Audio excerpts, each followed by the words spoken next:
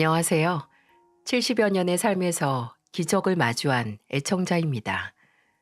은혜를 입은 자는 잊지 말아야 하고 베푼 자는 기억하지 말라는 말을 들어보셨나요?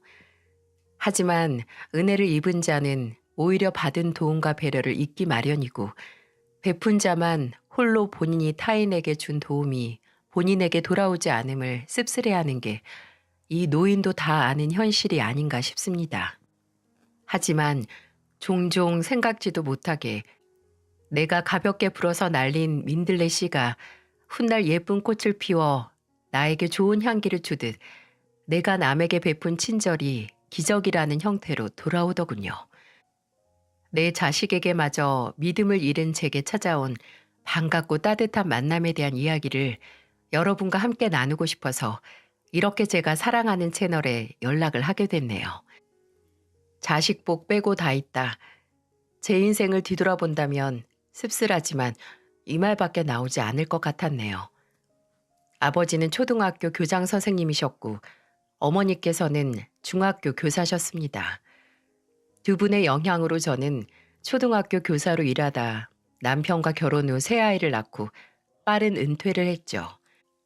남편은 저를 만나던 당시 본인만의 사업을 시작한 터라 가난했기에 저희 부모님께서 외동딸 시집 보내기 못 믿어 하셨지만 남편은 저와의 결혼 생활 동안 그 걱정을 모두 청산할 수 있었어요.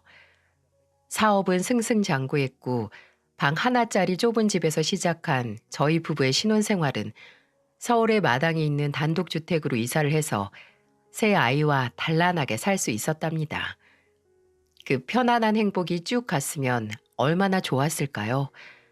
왜 부모가 어린 자식을 보며 그냥 이대로만 더 이상 자라지 않았으면 좋겠다고 기도하는지, 그저 어렸을 때는 이것들 언제 다 사람 구실하게 키우나, 어서 자라서 부모 곁 떠나서 저들끼리 잘 사는 모습 보여주면 좋겠는데 라는 생각을 한 적이 있었습니다.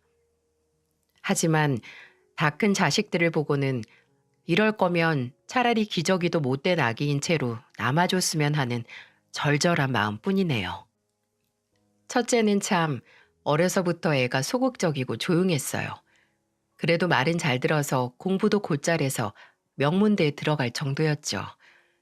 첫째 아들은 조건은 좋았지만 말 주변이 없는 건지 자신감이 부족한 건지 취업을 준비하던 시절 늘 미역국만 말아먹었고 목표로 했던 대기업은 가지 못했지만 그래도 이름 들으면 알아줄 만한 회사에 들어갔어요. 저나 남편은 그것만으로도 참 성공한 인생이라고 생각을 했습니다. 좋은 가족이 있고 제 몸 하나 건사할 수 있는 직업까지 얻었으니 뭘 더 바라겠어요. 그러다가 첫째 아들이 30쯤 돼서 결혼하고 싶다는 아가씨를 한 명 데려왔는데 첫째 며느리는 아들에게는 눈에 넣어도 안 아픈 보물 같은 존재지만 동시에 저나 남편에게는 부모도 몰랐던 내 아들의 모습을 보게 해준 역할을 했네요. 집에 인사를 시키러 왔을 때부터 이미 첫째가 며느리에게 나사가 하나 빠진 것처럼 군다는 사실은 알고 있었습니다. 며느리가 벌이도 그렇게 넉넉지 않고 사돈댁 사정도 여유치 않아서 아들이 모든 결혼 비용이나 신혼집 장만을 부담하겠다고 했을 때부터 말이죠. 뭐 저희 집이 없는 집도 아니고 누가 돈을 얼마 냈으면 뭐합니까? 그저 내 자식이 이 정도로 정성을 다할 제 짝을 찾았다는 생각에 좋기만 했어요.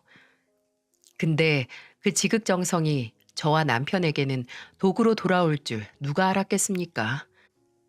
첫째가 손주가 태어나고 몇 년 지났을 때 제게 이런 말을 하는 겁니다. 엄마, 채원이 회사 그만둔 지 꽤 됐잖아요. 근데 아무래도 혼자 집에서 서준이만 보기 좀 그렇나 봐요. 그래서 뭐 작은 카페 같은 거 하고 싶다는데 혹시 아빠께 잘 말해서 도와주실 수 있으세요? 카페만 차리면 서준이는 당연히 장모님께서 봐주신다고 했으니까 걱정 안 하셔도 되고요. 커피숍인지 뭔지를 하고 싶다는 며느리의 말에 쪼로록 돈 나올 곳으로 와서 꼬리를 살랑살랑 흔드는 첫째. 첫째는 한 달 동안 저와 지 애비를 아주 구워 삶아서 커피숍을 차릴 자금을 얻어갔습니다.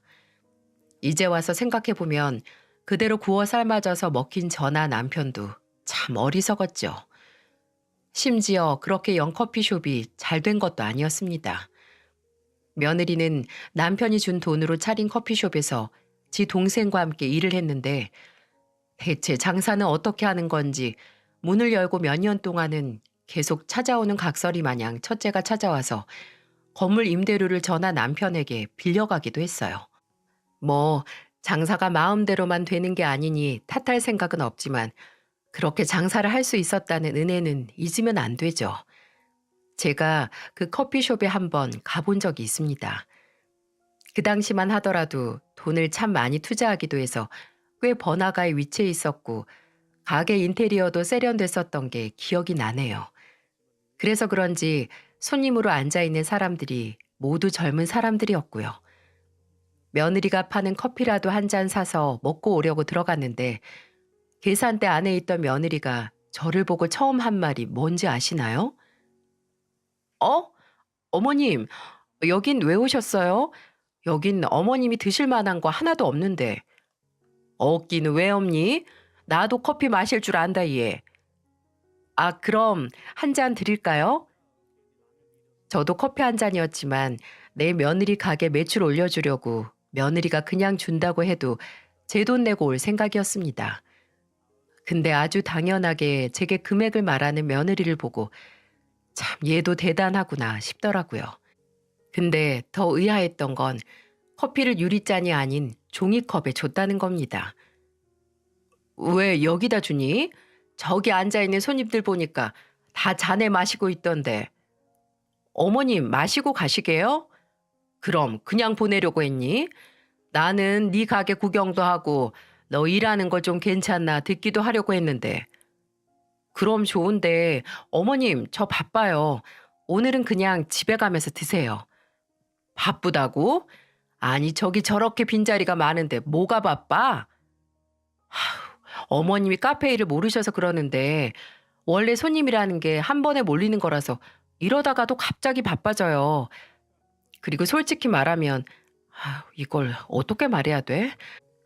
좀 나이 든 사람이 가게에 있으면 젊은 사람들이 안 들어오려고 한단 말이에요. 처음에는 제가 말을 잘못 들은 줄 알았습니다. 어떻게 사람이 이럴 수가 있죠? 이렇게 무례한 말을 가족에게 어려움 하나 없이 내뱉다니요. 저는 어처구니도 없고 화가 나서 제 앞에 커피가 든 종이컵을 손으로 탁 쳐서 엎어버렸어요. 그리고 다른 손님들이 들을 정도로 아주 뚜렷하게 크게 말했어요. 그 젊은 사람들만 와야 한다는 커피숍을 과연 누구 돈으로 열 수 있었는지 네가 기억은 하고 그딴 말을 하는 거니? 됐다. 너같이 생각 짧은 애가 뽑은 커피 입에 댈 생각도 없어. 어차피 꾸정물맛만 나겠지. 그렇게 뻥찐 며느리 얼굴을 보고 집에 들어온 날 밤 아들에게서 전화가 와서 받을까 말까 하다가 받았더니 아니나 다를까 아들은 지색 씨가 한 잘못에 대한 사과보다 일단 제게 화부터 내더군요. 엄마, 채원이 가게 와서 행패 부리셨다면서요? 대체 왜 그러세요? 왜? 행패? 그게 그렇게 말하든? 진짜 행패가 뭔지 내가 찾아가서 보여줘? 너 그 가게에 들어간 네 아버지 돈 도로 내뱉으라고 하기 전에 입 다물어. 모지리 같은 거 같으니라고. 원래 애가 총명하진 않았어도 뭐가 옳고 그른 건 안다고 생각했는데 마누라 얻은 다음부터는 어째 모지리가 됐어. 내 자식이니 이런 말로 끝냈지. 남이었다면 정말 소송을 걸어서라도 이때까지 빌려준 돈 다 갚으라고 했었을 겁니다. 부모가 된다는 게 그저 자식에게 뭐가 우선이고 자식이라면 장기도 모두 내어줄 수 있다지만 그런 사랑이 오히려 첫째에게는 독이었나 봅니다. 그렇다고 둘째나 셋째는 뭐가 더 나았을까요? 윗물이 맑아야 아랫물이 맑은데 윗물이 탁하고 지저분하니 아랫물들도 줄줄줄 말썽이네요. 둘째는 어려서부터 늘 지 아버지처럼 사업을 하고 싶어 했습니다. 공부머리가 지 형만큼은 아니었지만 경제학과를 나와서 사업을 하겠다고 열정이 대단했죠. 남편은 아버지를 존경하는 마음으로 본인의 발자국을 걷는 둘째를 응원하기 위해 초기 사업 자금도 도와줬습니다. 근데 존경하는 마음은 넘쳤지만 운과 능력이 따라주지 않았는지 처음 시작했던 투자 회사는 영 빛을 보지 못했네요.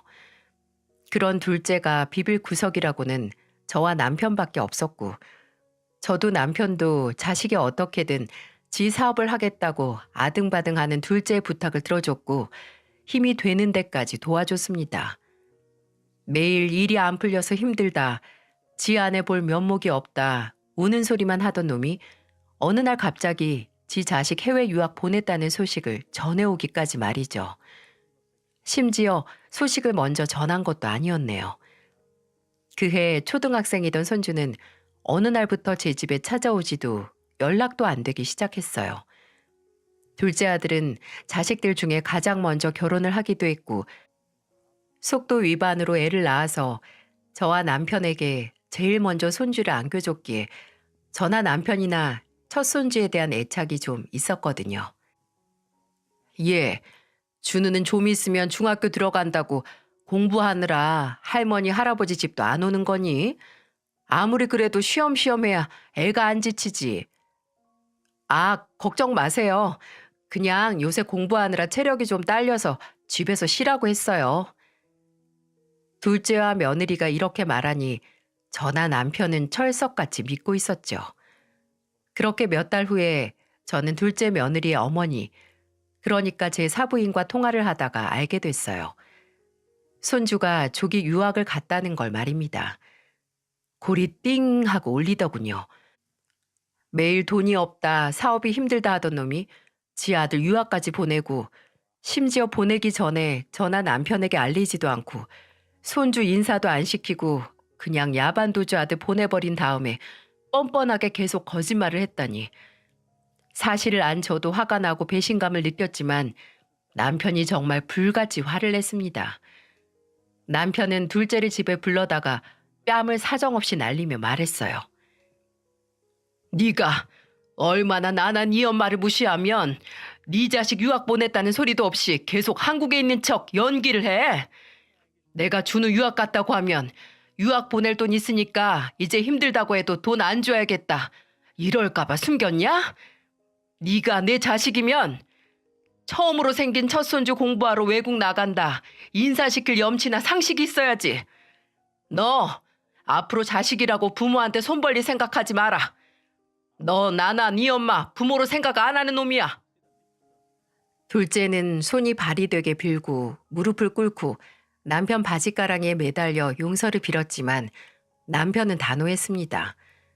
그 후로도 둘째는 제발 용서해달라, 도와달라 찾아오고 연락도 했지만 저나 남편은 쳐다도 보지 않았어요.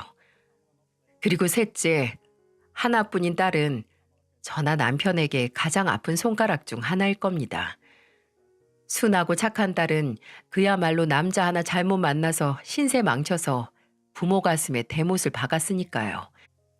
대학 나와서 취직해서 자리 잡을 때까지 주변에 친한 남자 한 명 없던 딸은 어느 날 딱 봐도 건달 같은 놈을 집에 데려오더니 대뜸 신호 위반으로 애가 들어서서 결혼을 하겠다고 하더군요.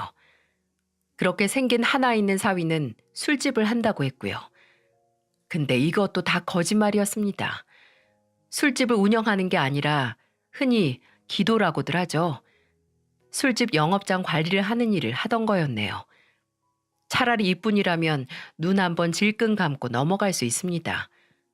딸이 급하게 돈이 필요하다고 저와 남편을 찾아왔는데 글쎄 그 돈이 사위가 폭력 시비에 휘말렸다고 합의금이 필요하다고 왔던 거였어요. 마음으로는 남을 때렸으면 감옥 가서 죗값을 받으라고 하고 싶었지만 울면서 도와달라고 하는 딸과 차마 갓난쟁이인 제 손주를 애비 없는 자식으로 둘 수 없어서 속이 썩어 들어가는 심정으로 도와줬어요. 하지만 차라리 그때 형을 살든 감옥에 가든 말든 죗값 받아 후회라도 해주게 했어야 했네요. 그 후에도 사위는 폭행, 음주운전, 영업 방해까지 아주 현란하게 쓰레기 같은 짓을 하고 다녔고 그럴 때마다 딸이 울면서 찾는 건 저와 남편뿐이었습니다. 제가 정말 참다 또 울면서 제게 신세한탄하려고 전화를 한 딸에게 말했어요. 선이야, 너 그냥 이혼해라. 요새 이혼했다고 손가락질하는 세상도 아니고 지연이 혼자 키우기 무서우면 이 엄마랑 아빠가 도와줄게. 그러니까 제발 이혼해. 매일같이 속 뒤집어지는 일만 키우는 놈 뭐가 좋아서 그냥 사니? 저는 제가 용기를 주면 딸이 그 왼수 같은 놈을 떠날 거라고 생각했어요. 하지만 한참을 울던 딸이 울음을 뚝 멈추고 제게 한 소리가 저를 뒷목 잡게 만들었죠. 엄마, 내가 엄마한테 그런 소리 들으려고 전화한 줄 알아요? 내가 이혼 생각이 있었으면 진작 했지. 왜 엄마한테 전화해서 이러겠냐고요. 어떻게 하나 있는 딸 이혼녀 만들 생각을 해요? 엄마, 그냥 말해요. 엄마나 아빠나 처음부터 종훈 씨 마음에 안 들어 했잖아요. 딸이 힘들어할 때 옳았구나 하고 눈에 가시 같은 사위 치워버리려고 하는 거 내가 모를 줄 알아요? 대체 어느 장단에 춤을 추라는 건가요? 신나게 지 남편 때문에 못 살겠다고 울어서 도와주겠으니 이혼해라 한마디 한 게 부모로서 이리 질책을 받을 일인가요? 지랑 지 새끼 살길 찾아주겠다고 했는데 도리어 잡아먹을 듯이 덤비는 딸에게 도저히 참을 수 없어서 제가 한 소리 했습니다. 그럼 내가 너 우는 소리에 그냥 어쩌면 좋니? 그래도 살아야지 할까? 너 듣기 좋은 말만 듣고 싶으면 산에 올라가서 메아리라도 쳐. 딸 자식 죽고 싶다는 말 골백 번을 들어서 속 터지는 나한테 호소하지 말고. 너 이혼 생각 없으면 나한테 연락해서 네 소중한 남편 욕하지 마라. 엄마도 이제 버려야 하는 쓰레기 안고 살면서 냄새 난다고 우는 네 얘기 듣기 지쳐. 딸은 어떻게 엄마가 그럴 수 있냐. 그럼 나는 누구한테 이런 얘기를 하냐. 너무한다고 울고불고 했지만 어쩌나요? 지가 그런 놈이라도 끌고 산다는데. 저는 딸에게 이렇게 단호할 수 있었지만 남편은 참 힘들어했습니다. 하나뿐인 막내딸이 그런 불안당 같은 놈과 사는 걸 가슴 사무치게 괴로워했죠. 내 자식이지만 저마다 다른 사정과 변명으로 부모를 지갑 보듯 보는 돈벌레 같은 자식들 때문이었을까요? 남편은 곧 이른을 앞두던 어느 날 뇌출혈로 쓰러지게 됐습니다. 몸살을 크게 앓던 남편은 열흘 뒤에 구토를 하면서 정신을 잃었어요. 구급차를 타고 병원에 도착했을 때 몇 개의 검사 끝에 남편이 잔해 지주막과 출혈이라는 걸 알게 됐고 터질 위험이 있으니 그 전에 수술을 해야겠다고 하더군요. 하늘이 무너졌죠. 부부란 게 언젠가 죽음으로 헤어져야 하는 운명이라는 건 알았지만 그 순간이 이리도 빨리 찾아올지 몰랐습니다. 남편은 긴 수술에 들어갔고 그때 제 곁을 지켜준 건 그래도 피부치 노릇을 하려는 자식들이었어요. 지들도 아버지가 쓰러졌다는 소식에 놀라 한 걸음에 달려왔는데 그래도 내 자식들은 맞구나 싶더라고요. 수술 후 남편은 첫 수술 후에 정신을 회복하고 가족들을 알아보긴 했습니다. 하지만 그 안도도 찰나의 것이었죠. 수술 부위에 재출혈이 생겼고 또다시 응급수술을 해야 했어요. 한시도 안심할 수 없는 그 순간에 첫째가 그러더군요. 엄마, 이런 말씀드리기 조심스럽지만 아버지 정말 가망이 없어 보여요. 조금이라도 희망이 있을 때 아빠 유산 정리하고 집도 처분한 다음에 그냥 저랑 같이 살아요. 제가 아빠가 떠나신 후에 어떻게 엄마 혼자 사시게 내버려 둘 수가 있겠어요. 처음에는 이놈이 아버지 재산을 노리고 수작을 하는구나 했습니다. 하지만 재산이라고 해봤자 집과 아주 소액의 노후자금 뿐이었어요. 이미 일평생 일군 재산은 삼남매가 하이에나처럼 다 뜯어갔기에 풍족했던 살림이 그냥저냥 어떻게든 먹고 살 수 있는 정도로 쪼그라들었으니까요. 제가 이 사실을 말하니 첫째는 의외의 얘기를 하더라고요. 제가 이 순간까지 돈에 눈이 뒤집힌 후레자식인 줄 아세요? 그냥 엄마가 아빠 떠나신 후 힘들 때 정리하느니 차라리 지금 좀 담담하게 먼저 정리하시는 게 심적으로 괜찮지 않을까 해서 한 말이에요. 이놈이 좀 철이 들었나 싶으신가요? 아마 다른 사람들이 보기에는 그래도 꿍꿍이 속이 있구나 할 수도 있을지 모릅니다. 하지만 정신을 차리지 못하는 남편이 병상에 누워있는 그 순간 그나마 제가 기댈 수 있는 사람은 자식이라는 생각에 제 마음이 약해졌네요. 남편은 끝내 짧은 투병 생활 중 숨을 거뒀고 정말 혼자 남은 제게 남은 가족은 아들 둘과 딸뿐이게 되어버렸습니다. 그래도 아직 자식들 집에 얹혀 살고 싶지 않아서 첫째의 제안도 거절을 했어요. 근데 며칠 후 정신을 차렸나 싶던 첫째가 저를 찾아와 이렇게 말하더군요. 지금 이 시기에 엄마한테 이런 부탁드리는 게 자식으로서 얼마나 염치 없는 일이라는 걸 알지만 정말 제가 도움 청할 수 있는 게 엄마밖에 없어요. 장모님께서 이번에 갯돈 때문에 문제가 생겨서 동네 아줌마들한테 단체로 고소를 당하기 직전이에요. 무슨 갯돈을 여기저기서 돌려막기를 하신 건지 액수도 꽤 커서 엄마, 아버지 재산 얼마 남지 않을 거 아는데 이 집이라도 어떻게 담보대출 받아서 저희 좀 도와주시면 안 될까요? 애엄마가 매일 지 엄마 때문에 죽고 싶다고 어떻게 해야 할지 모르겠다고 밤낮으로 울어서 미치겠어요. 이뿐만 아니라 둘째도 그렇고 셋째도 마치 짠 듯이 제게 찾아와 무슨 문제가 있다며 제발 도와달라고 하는 겁니다.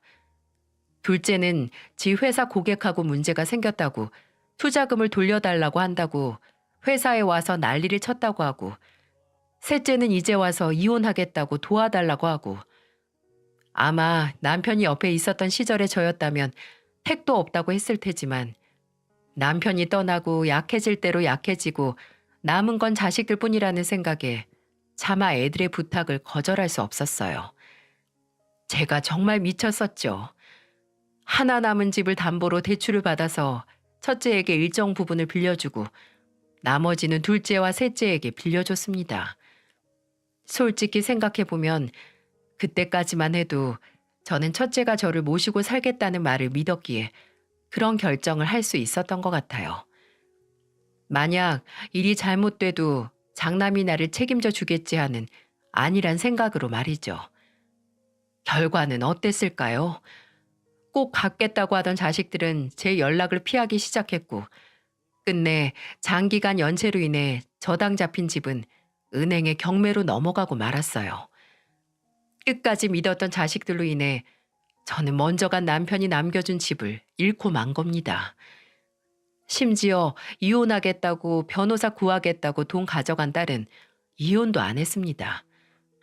저는 끝내 계속해서 연락을 피하고 집 문도 안 열어주던 첫째를 찾아가서 힘들게 얼굴을 마주하게 됐고 그렇게 마주한 첫째는 저를 보자마자 이딴 소리를 해서 간당간당 버텨오던 저를 무너지게 만들었네요.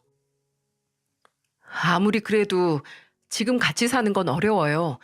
남는 방도 없고 그렇다고 엄마를 거실에서 지내게 할 순 없잖아요. 일단 있는 돈으로 원룸이라도 구하든 하세요. 상황 봐서 꼭. 원룸? 너는 돌아가신 네 아버지가 남겨준 그 집을 날려놓고 나한테 알아서 방 구해서 살라는 말이 나오니? 네가 내 속에서 나온 자식 맞아? 그렇게 지가 책임지겠다, 모셔가서 살겠다던 놈이 이제 와서 알아서 살라고? 이 쓰레기 같은 놈. 됐다. 차라리 이렇게 알거지 된 김에 너나 네 동생들 같은 돈벌레 치우게 됐으니 속이 다 시원하다. 아이, 엄마가 무슨 알거지예요. 아빠가 벌어놓은 돈이 얼만데. 그래, 그 돈이 얼만데 40 넘은 자식들이 다 빼먹어가서 그것도 동났어. 쌀통에 든 쌀벌레들처럼 네 부모 통장에 든 돈벌레들 때문에 바닥났다고. 네 동생들이나 너나 엄마 빈털털이 된 김에 이제 빼먹을 것도 없으니까 연락하지 마라. 내가 전 재산 어디 기부했다 치고 원수 같은 너희들 남은 내 인생에서 청산했다고 칠 테니까 연락하지 말어. 내 속으로 난 자식들이 그럴 리 없다고 생각했던 걸까요? 그래서 더 이상 회복할 수도 없게 배신을 당하고서야 이놈들은 답이 없다는 걸 인정하고 정신을 차릴 수 있었던 걸까요? 저는 첫째뿐만 아니라 둘째, 셋째에게도 통보했어요. 이제 남은 게 없으니 다들 알아서 살고 연락도 하지 말라고요. 너희에게 털릴 대로 털렸으니 양심이 있으면 니들 애미가 편하게 살 수 있게 놓아달라고 말이죠. 그리고 제게 남은 돈으로 방 하나짜리 집을 월세로 얻어서 이사를 갔습니다. 물론 연락처도 바꿨고 그놈들에게 이사 가는 주소도 일체 말하지 않았고요. 근데 정말 거짓말처럼 돈벌레들에게서는 어떠한 연락도 오지 않았어요. 정말 이것들이 양심이 있어서 연락을 안 하고 찾아오지 않았던 걸까요? 그래도 애미인 저는 알죠. 아마 제게 돈이 남아있다고 생각했다면 제가 해외로 도피를 했어도 끝까지 찾아와서 돈을 갈취해 갔을 거라는 걸 말이죠. 가져갈 돈이 없어진 제게 명절이나 제 생일에도 연락 한번 하지 않는 자식들. 아니, 이제 남보다도 못한 돈벌레들을 생각하면 씁쓸하긴 해도 마치 남편과 처음 신혼생활을 했던 그 좁은 집 같은 곳에서 다시 한번 저만의 인생을 시작해야겠다는 결심으로 힘을 냈습니다. 집은 구했어도 곧 70인 나이에 몇십 년을 쉬던 돈벌이를 해야 했기에 초조하면서도 다시 젊어졌다는 기분으로 구직 활동을 시작했어요. 그 결과 기업이 많은 번화가 24시간 국밥집 야간조로 일을 할 수 있었네요. 아, 그러고 보니 제가 일을 시작하고 얼마 안 있어서 모르는 번호로 한 통의 전화를 받았는데 그게 다름 아닌 둘째 며느리의 전화였습니다. 둘째 며느리는 귀신같이 제가 식당 일을 한다는 소식을 언제 들었는지 대뜸 일은 할만하냐, 얼마 받냐는 질문을 하더니 유학 간 손주에게 보내는 생활비 대기 좀 힘들다는 말을 꺼내기 시작하더군요. 딱 봐도 그 생활비를 제게 달라는 소리가 나올 것 같아서 바로 끊어버렸습니다. 제가 일하는 식당은 손님이 그 근처 회사에서 야근 마치거나 회식을 하고 아예 해장까지 하고 가는 회사원들 뿐이니 야간조에는 바쁘지 않다고 나이 들어서 손이 느린 저도 할 수 있는 일이라고 하더군요. 하지만 그렇게 저를 배려해준 사장님의 말이 괜한 말인 것처럼 저는 그곳에서 주방일과 함께 서빙일까지 겸할 수 있었습니다. 100세 시대, 100세 시대 하면서 요새는 정말 나이는 숫자에 불과하고 과거의 70대는 지금의 5, 60대와 같다는 말이 헛것이 아닌 것처럼 저도 그 나이에 하니까 되긴 되더라고요. 그저 그때 제게 주어진 기회와 다시 일하는 인간으로서 내 한 몸 책임질 수 있다는 생각에 그저 감사했습니다. 그렇게 매 순간순간에 감사하며 제 상황을 겸허히 받아들여서 하늘이 감동을 한 걸까요? 아니면 정말 제가 오래전에 던지고 던진 것도 잊고 있었던 부메랑이 되돌아온 걸까요? 어느 날 제가 일하는 식당에 기적이 찾아왔어요. 여느 때와 같이 새벽인 시간에 한산한 식당에서 일을 하고 있었습니다. 낮에 쓸 음식 재료 손질을 하고 나가서 손님들이 먹고 간 상을 치우고 있었는데 한 청년이 저를 힐끗 보는 게 느껴지더라고요. 근데 그게 한두 번이 아니어서 놀라지도 않았어요. 그 청년은 종종 제가 일하는 시간에 식당에 와서 밥을 먹고 갔었어요. 그 근처에 대기업이 하나 있는데 거기 사원증을 가지고 있던 걸 봐서 거기 다니는 회사원이라고 생각을 했죠. 나이는 한 30 초중반 정도 되었을까? 참 멀끔하게 생기고 예의도 발라서 대기업에 다니는데 저렇게 인성도 바르니 부모님께서 참 좋아하시겠다는 생각을 했었던 기억이 있어요. 근데 제가 그 청년을 기억하는 건 단순히 그런 것뿐만이 아니었네요. 어째 올 때마다 저와 눈이 많이 마주쳤어요. 처음에는 뭔가 필요한 게 있어서 그런가 싶어서 가면 청년은 아닙니다. 라고 어색하게 웃어 보였죠. 나중에는 어차피 눈이 마주쳐도 가봤자 아니라고 할 게 뻔하니 그러려니 했는데 궁금하긴 하더라고요. 아마 고향이 서울이 아닌데 고향에 계신 어머니가 나랑 닮아서 빤히 보나 보다 라고 저 혼자 그럴싸한 추측도 했습니다. 근데 이게 웬걸? 그 추측이 얼추 들어맞긴 했기에 큰 충격을 받을 줄 누가 알았겠어요? 그날도 또 저와 눈이 마주친 청년에게 그냥 빙그레 웃어 보이곤 제 할 일 하고 있는데 주방에서 같이 일하는 아줌마 하나가 저를 순영 여사라고 장난스럽게 부르는 게 들렸습니다. 일하는 직원들끼리 출출하면 야식같이 음식을 만들어 먹는데 그날은 뭘 먹고 싶냐고 묻기 위해 부른 거였어요. 간단하게 육수에 소면이나 말아 먹자라고 말을 한 뒤 다시 식탁 서랍에 깨끗한 수저들을 채우고 있는데 누가 제 어깨를 툭툭 건드리기에 뒤로 확 돌아봤습니다. 제 어깨를 두들긴 건 다름 아닌 대기업에 다니는 그 청년이었고 청년은 아주 심각한 얼굴로 제게 말했습니다. 저 실례지만 혹시 조남이 김순영 씨 되시나요? 아, 네, 맞는데 왜 날 아시나요? 순간적으로 그렇게 식당에 올 때마다 나를 흘긋거리는 청년이 어찌 내 이름 석자를 알고 있을까 하고 어안이 벙벙했어요. 뭐 아까 같이 일하는 아줌마가 내 이름을 불렀기로써니 성까지 알고 있다는 게 의아했죠. 근데 충격적인 건 이것뿐만이 아니라 제가 고개를 갸웃거리며 맞다고 하자 힘이 툭 하고 빠진 것처럼 주저앉아서 오열을 하기 시작한 청년의 모습이었습니다. 저도 그렇고 그때 식당에 있던 손님 2명과 청년의 곡소리를 듣고 달려나온 주방 직원들까지 단체로 이게 무슨 일인가 했죠. 저는 허겁지겁 아무것도 모르고 일단 그 청년을 달래기 시작했어요. 아이고, 총각, 왜 그래? 일단 일어나 봐. 나를 어떻게 알고, 아니, 이렇게 다짜고짜 울어, 어? 아주머니, 정말 저 기억 안 나세요? 저 명호예요, 명호. 아주버님 집 새방에 살던 새댁 아들 명호요. 그 말을 듣고 청년뿐만 아니라 저 또한 다리가 훅 풀려서 주저앉았어요. 어, 맞네.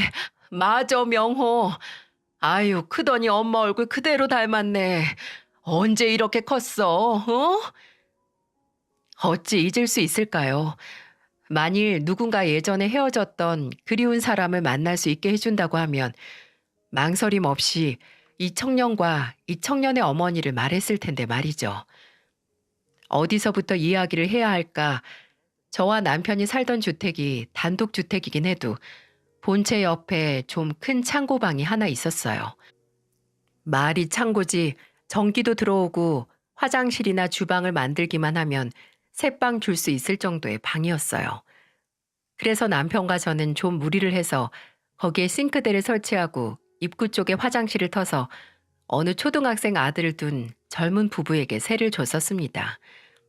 그리고 바로 그 초등학생 아들이 지금 제 눈앞에서 마치 어린 시절로 돌아간 것처럼 눈물을 흘리는 이 청년이었고요. 그냥 집주인과 세입자의 관계였다면 이렇게 만나자마자 서로 눈물을 쏟진 않았겠죠. 그 집 세댁과는 참 가슴 아프고 씁쓸한 일로 기억에 남았던 관계이기도 했고 그랬기에 더 애틋하기도 했네요. 초등학생 아들이 있긴 했지만 저보다 한참은 동생일 법한 나이이기도 했고 또 뭔가 조용하고 수줍음 많은 게 세댁스럽기도 해서 저는 이 청년의 어머니를 늘 세댁이라고 불렀던 기억이 나네요. 근데 세댁은 참 착하고 조용했지만 그 남편이라는 사람이 손버릇이 참 안 좋았습니다. 처음 그 부부가 집에 들어와 살다가 한 나흘 정도 지났을까요? 집 아래쪽에서 쾅 하는 소리와 함께 아이 우는 소리가 들리기 시작했어요. 저는 그 소리가 뭔지 직감할 수 있었어요. 우선 그 부부가 이사를 오고 난 후에 마주쳤던 세댁의 모습은 늘 소심하고 그때가 초여름이긴 해도 늘 긴 바지에 긴 팔로 온몸을 가리고 다녀서 제가 어머 세댁 안 더워? 라고 물으면 그저 어색하게 웃으면서 대화를 피했다는 게 기억이 났기에 저 소리가 세댁의 남편이 내는 가정폭력의 소리라는 생각이 들었어요. 여보, 경찰에 얼른 전화해. 새빵 세댁 지금 위험한 것 같아. 자초지종을 모르던 남편도 일단 제 말을 듣고 경찰에 전화를 했고 아니나 다를까 경찰이 출동하고 나서 새빵 문이 열렸을 때 새댁의 눈에는 커다란 멍이 들어 있었습니다. 그 후로도 그 집에 몇 번의 경찰이 오고 가고 나중에는 경찰을 부르기도 전에 저와 남편이 그 새방에 달려가서 문을 쾅쾅 두들기기도 했어요. 당장 그 새댁에게 이혼하라고 하고 싶었지만 그래도 어찌 남이 당장 갈라서라고 책임지지도 못할 소리를 내뱉을 수 있겠어요. 근데 하루는 늦은 밤에 현관문을 쾅쾅 두들기는 소리가 나서 남편이 나갔더니 글쎄 새댁이 입술에 피가 맺힌 채로 어린 아들을 안고 왔던 거였어요. 그 사람이 이제 저 말고 애한테도 손을 대려고 해요. 술 먹고 저 때리다가 그거 보고 말리려는 아들한테 손을 들려고 해서 도망왔어요. 아주머니, 저 좀 살려주세요. 그때 저와 남편은 결심했습니다. 이 두 모자를 평생 책임지겠다는 각오로 사람 목숨을 살려야겠다고 말이죠. 저는 새댁에게 경제적인 문제만 없다면 이혼을 할 생각이 있는지 물었고, 새댁은 아무리 두려웠어도 아들을 위해서 그래야만 할 것 같다고 했습니다. 저와 남편은 새댁을 도와서 그 가정폭력범을 상대로 이혼 소송을 진행했고, 그 인간 알고 보니 바람도 피우고 있었더라고요. 심지어 이혼 후에 그 바람난 상대와 살림까지 차렸고요. 새댁은 차라리 상대가 있어서 본인과의 이혼을 미련 없이 할 수 있었다고 다행이라고 하던 게 기억이 나네요. 그 후에 저와 남편은 결심한 대로 새댁에게 아낌없는 후원을 했습니다. 일단 새댁에게 방세는 받지 않기로 했어요. 새댁은 그럴 수 없다고 무슨 일을 해서든 돈을 벌어서 방세를 내겠다고 했지만 저와 남편은 돈을 벌어서 남는다고 해도 그건 하나 있는 아들을 위해 저축을 하든 뭐라도 더 사입히던 먹이던 하라고 했어요.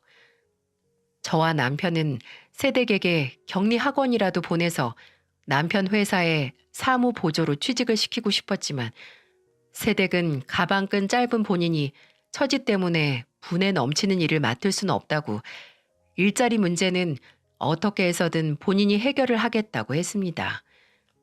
그렇게 말했던 새댁은 금방 가사 도우미 일을 구했고 아들과의 새 출발을 위해 노력을 했죠. 그때 제 자식들은 모두 고등학생, 중학생이었던 터라 애들이 학교 가고 나면 집에 저밖에 없었기에 초등학생이었던 청년이 학교 갔다 돌아오면 혼자 집에 있지 말고 저희 집에 와 있으라고 했어요.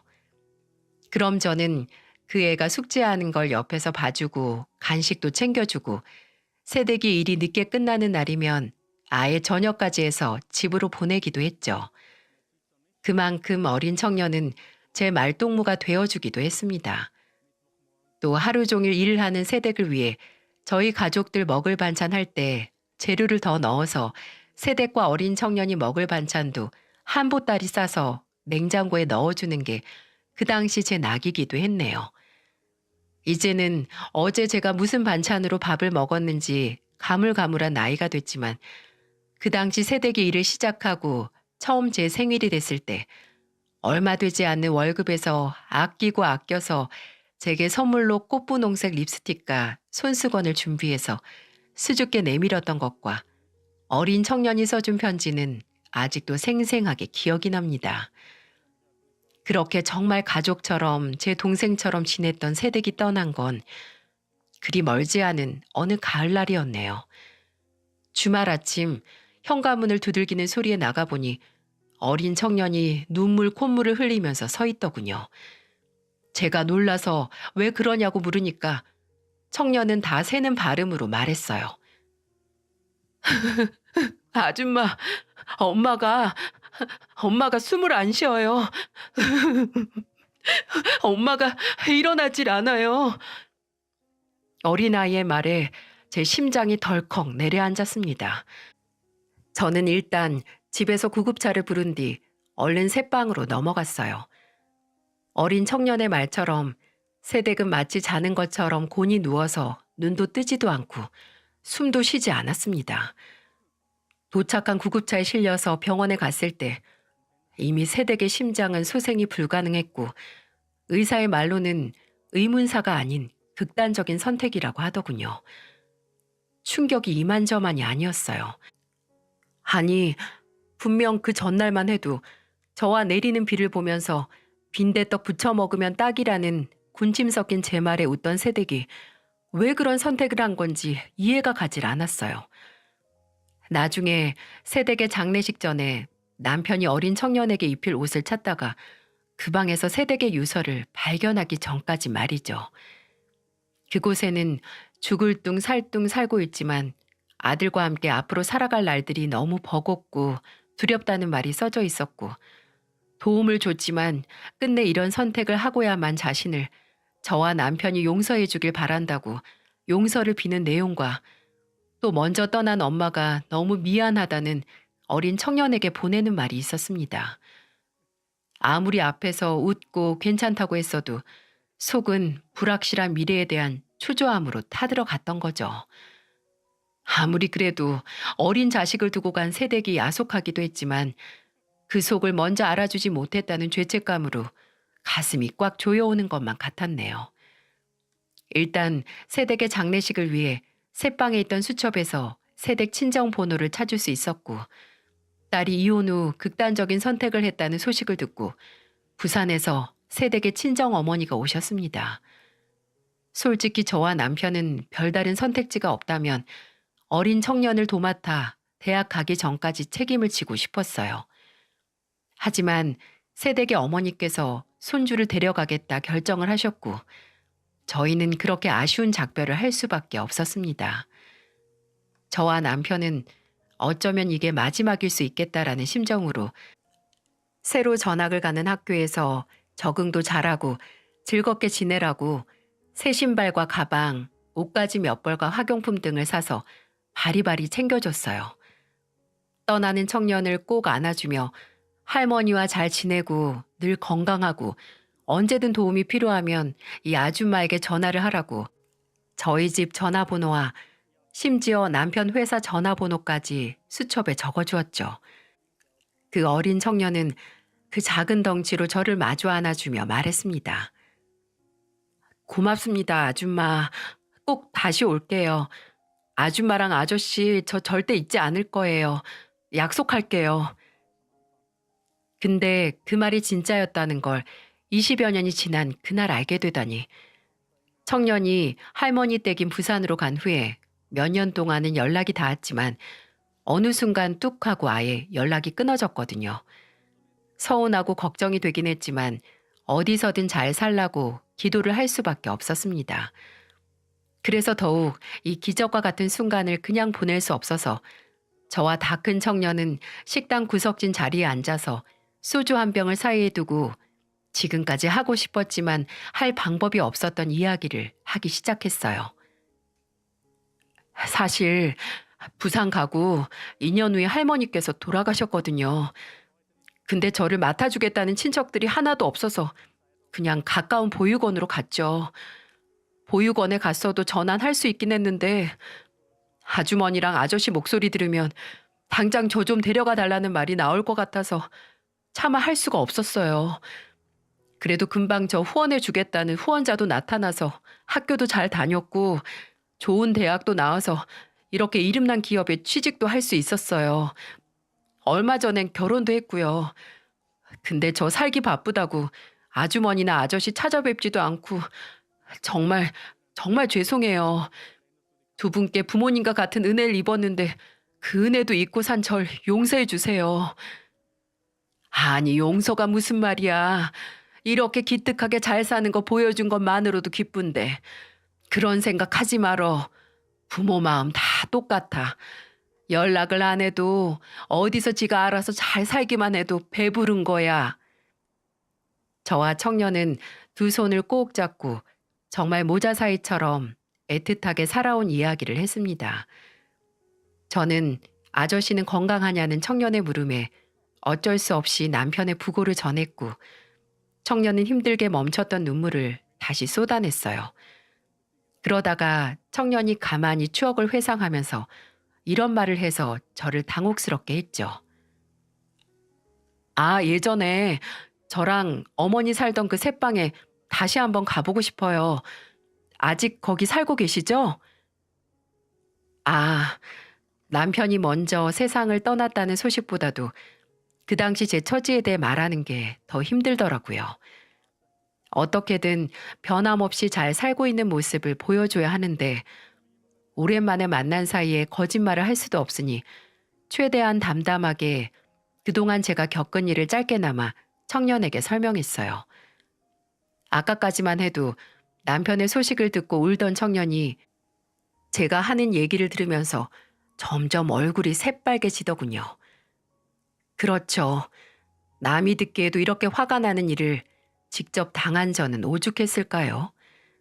그래도 이미 지났고 그런 자식놈들 키운 제게도 일말의 책임이 있기에 분노로 부들부들 떠는 청년의 손등을 툭툭 두들기면서 저는 괜찮다고 하며 설명을 마쳤죠. 안 그래도 아주머니가 이런 시간에 식당에서 일하시는 거 보고 이상하게 생각하긴 했는데 혼자서 힘들어서 어떻게 버티셨어요? 아니, 잘하셨어요. 그런 것들은 자식도 아니고 정말 인간 새끼들도 아니에요. 아주머니, 그 자식놈들 때문에 뚫린 빈자리 이제 제가 채워드릴게요. 아이고, 됐어. 말이라도 정말 고맙네. 저 빈말 아니에요. 어떻게 이제야 찾아뵌 죄책감 덜 수 있을까 생각했는데 아마 지금 아주머니 앞에 제가 이렇게 나타난 건 우연이 아니라 필연인가 봐요. 제가 이제부터 아주머니의 가족이 될게요. 그러니까 행여나 힘들고 외로워졌을 때 그 인간을 찾지 마시고 저한테 오세요. 네?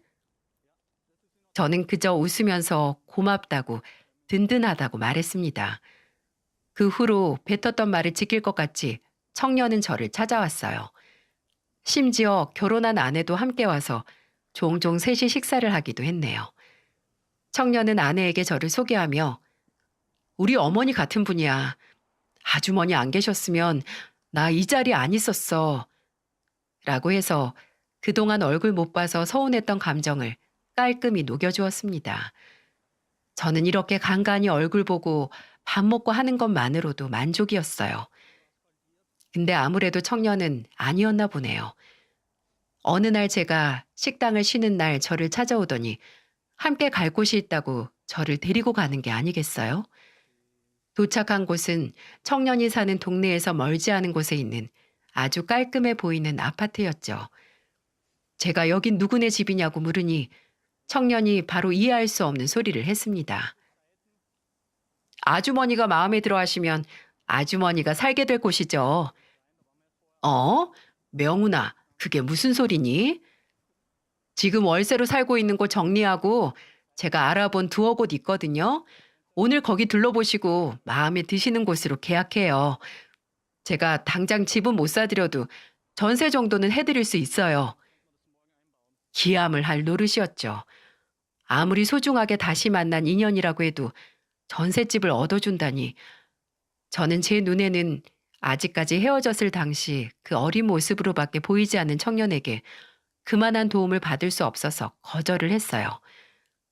근데 그때 빨리 그 아파트 앞을 떠나고 싶어 발을 동동 구르는 제 어깨를 잡은 청년은 가만히 눈을 맞춰오더니 이런 말을 하더군요. 아주머니, 저 아주머니 하나뿐인 가족이 되겠다는 거 진심이에요. 그리고 제가 아주머니 가족이 되는 것처럼 아주머니도 혼자인 제 가족이 되어주시는 거고요. 늘 처가를 제 집처럼 생각했는데 이제 저한테도 부모님 같은 존재가 생기는 거라서 얼마나 든든하고 하루하루가 행복한지 아세요? 지금 제가 여기 있는 건 다 아주머니와 돌아가신 아저씨 덕분이잖아요. 어렸지만 저도 다 기억이 나요. 그때 아주머니랑 아저씨가 저희 어머니께 도움을 안 주셨으면 아마 평생 그 인간한테 맞으면서 살았을 테고 어쩌면 어머니는 더 빨리 안 좋은 선택을 하셨을 수도 있겠죠. 그리고 저도 그 안 좋은 선택의 피해자가 됐을 수도 있고요. 제가 살아있는 거 다 아주머니 덕분이니까 이런 일로 부담스럽다고 생각 안 하셔도 돼요. 이미 아주머니는 20년 전도 훨씬 전에 제게 이것보다 더한 도움을 주셨고 저는 앞으로 하나하나 다 갚을 생각이니까요.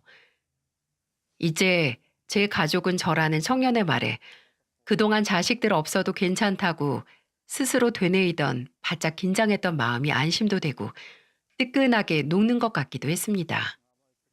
내 몸과 마음을 갈아서 키운 자식들은 끝내 제게 배신과 실망감만 안겨줬는데 까맣게 잊고 산 청년은 이제 저를 책임지겠다고 나서는 모습을 보니 천륜이라는 것에 대한 부질없음과 또 인연이라는 것에 대한 위대함을 새삼 느낄 수 있었네요.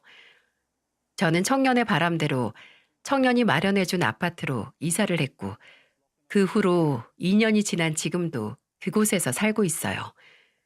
제가 이사를 하고 몇 달 후에는 청년의 장모님 그리고 장인어른과 만나 식사도 했고요.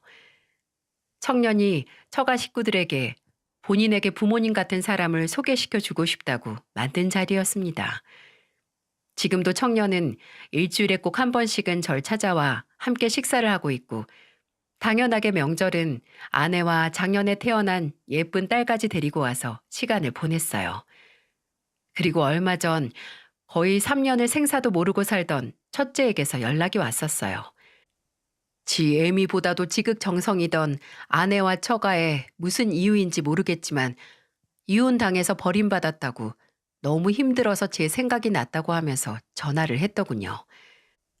이제 와서 하나뿐인 모자 행세하자는 어처구니 없는 말에 그저 나는 너랑 연락 끊고 나서도 네 생각 안 났고 앞으로도 안 할 거다 라고 하고 전화를 끊었습니다.